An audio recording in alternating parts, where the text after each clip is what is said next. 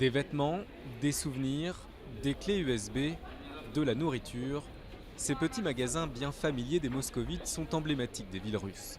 Une caverne d'Ali Baba dans les souterrains de la capitale.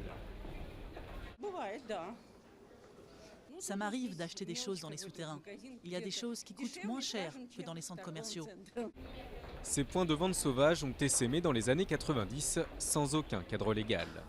Jusqu'alors, chacun pouvait construire et ouvrir son petit magasin dans les souterrains ou dans les rues, moyennant de petits arrangements avec les autorités locales ou un protecteur pour s'éviter ennuis, impôts et contrôles sanitaires.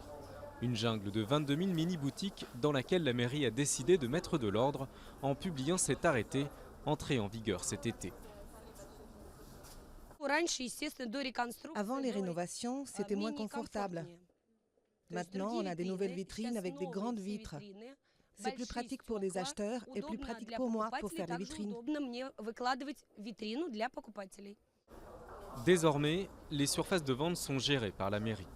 Les prix des loyers sont mis aux enchères. Le plus offrant signe un bail de 3 ans. Les normes sanitaires ont été améliorées et les surfaces des magasins agrandies. Une manne financière non négligeable pour les caisses de la ville, les loyers dépassant parfois les 5 000 € dans les galeries les mieux placées.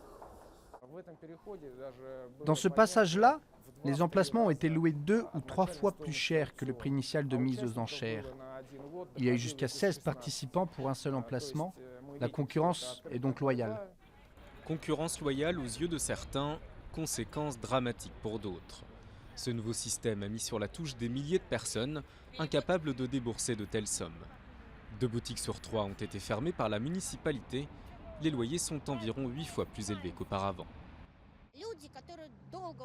Les gens qui travaillaient là depuis très longtemps, dans ces endroits, ils ne voyaient pas quel autre travail, quelle autre activité ils pouvaient se trouver. Disons que j'ai 45-50 ans, ça fait déjà 20 ans que je travaille dans un de ces petits magasins. Qu'est-ce que je vais bien pouvoir faire d'autre? Est-ce que je pourrais trouver du travail ailleurs? Ces personnes, souvent sans qualification, se retrouvent désormais sans emploi. Autre revers de la médaille, moins de boutiques signifie moins de concurrence. Les prix dans ces petits points de vente ont fortement augmenté dans un pays où l'inflation culmine déjà à 15 %.